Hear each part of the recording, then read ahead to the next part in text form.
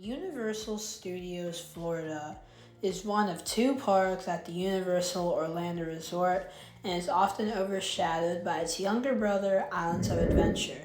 In this video, I'm going to be going over the park, what you can do there, what to do first, what to do last, and overall just give an overall review of this awesome park. The first thing we're going to do is just a quick park overview. And the first land, quote unquote, that there is the Illumination Minion Land, which features two rides. Not really rides though. It's the Illumination Villain Con shooting ride, which is kind of fun, and then the Minion Mayhem ride. Beside these two things, there isn't too much to do except for a few shops and one food destination, so I wouldn't recommend spending too much time in here. If you do like Minions, maybe you'd want to spend a little bit more time here.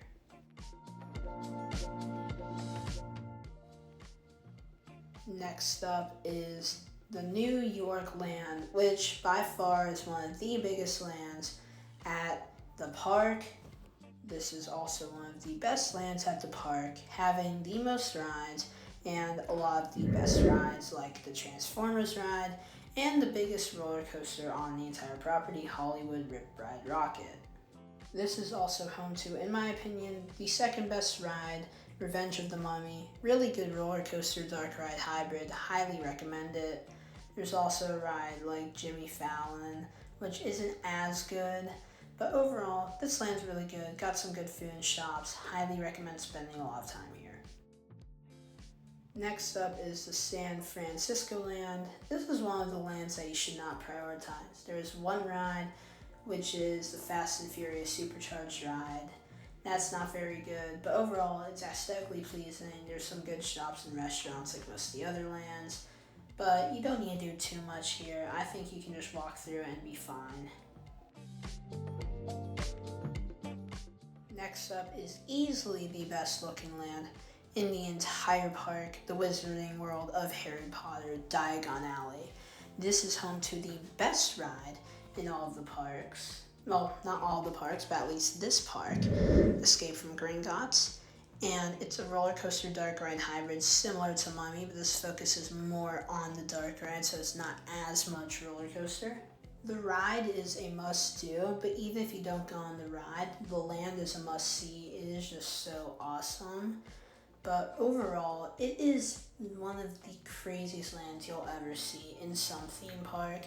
It's got one great ride, it's got great shops, it's got great food, it's got butterbeer. That's awesome. But yeah, no, this is one of the best lands in the entire park. Highly, highly, highly recommend. Next up is World Expo. There is not much here. Literally, there's almost nothing. There's one ride, Men in Black Alien Attack, which is actually pretty good, but besides that, you don't need to spend any time here.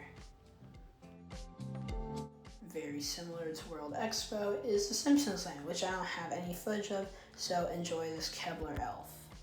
But this land doesn't really do much at all. It has two rides, one's a kiddie ride, one's a motion simulator, but the bottom line is that if you like the Simpsons, spend some time in here, but you don't even need to do that much. If not, then just don't even bother.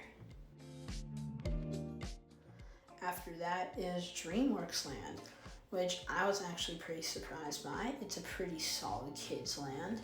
It looks very nice, it's very vibrant. A lot of kids would definitely like this.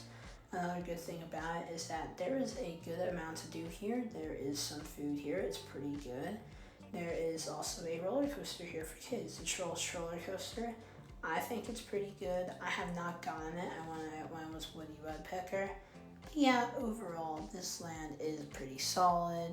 I would say if you have kids, spend time here. If not, then maybe peep in, but it's not really that worth it. The final land is Hollywood, and this is the land, if anything, that you do not need to go to. It looks good. I like the look of it. There are shops and restaurants. There is nothing else. That's it. So if you don't have anything else to do, stop by. After going through all the lands in the park, it's time to rank up the roller coasters. Now this isn't by ranking rides, this is based on how good these rides are as roller coasters. The first one is the Trolls roller coaster. It's a kiddie coaster. There's not much to it. It's fun for what it is, but it's not great. Next up is Harry Potter and the Escape from Gringotts. Really, really greatly themed ride. Not much roller coaster. The only reason this is anywhere above roller coaster is because the theming is impeccable and is totally worth your time. Next up is number 2, Revenge of the Mummy. I love this roller coaster. This is a must-do attraction. But of course, the best roller coaster is Hollywood Rip Ride Rocket, the most thrilling and the most action-packed coaster in the park. This one you should not want to miss. Now we're going off of how good the rides actually are. So number 5 is the Hogwarts Express. This is a pleasantly surprising attraction that takes you to the other park. Of course, you need a 2-day ticket. Highly themed, cool show. Highly recommend it. Number 4 is Transformers. Pleasantly surprising ride. Really not thrilling, but exciting. And there's a cool queue that actually has a few buttons you can press that are pretty enjoyable and help pass the time. Number 3 is Hollywood Rip Ride Rocket. Again, really good roller coaster, but it doesn't have great theming, so it can't play super high. Like I said, number 2, Mummy. You don't want to miss this one. Great roller coaster, dark ride style hybrid. But the best one of those, obviously, is Gringotts, the number 1 ride in the park. One of the best rides in the resort. It is incredible. It is awesome. You can't miss this one. You have to do your best to get on it because it will get a line, but you just have to make sure you hit it. Now, there are some other things I would like to point on. Food here is pretty good. It's not great. It's normal theme park food. The one thing you have to watch out for, though, is that it does get pretty expensive, so watch out for that. Another thing is that the theming here is really, really solid. It's not Disney level, but it's one level below that. Even though there are some rides that aren't themed as well, like Hollywood Rip Ride Rocket. The one other thing you have to point out is that the park isn't very big. You might only need half a day here. So before you go and make your trip here, make sure you plan on that. So to overall sum up this really well done park that has a few mishaps, I really enjoyed Universal Studios Florida. Sure, there are a few things from here to there that aren't so great, but there are so many solid rides like Mummy and Gringotts, and you can't really miss this park when you're in Orlando. If you do have younger kids, there are rides that they can do. If you do have older kids, there are also rides that they can do. For example, Hollywood Rip Ride Rocket, a great roller coaster. Again, there are a few mishaps. Some of the theming isn't so great.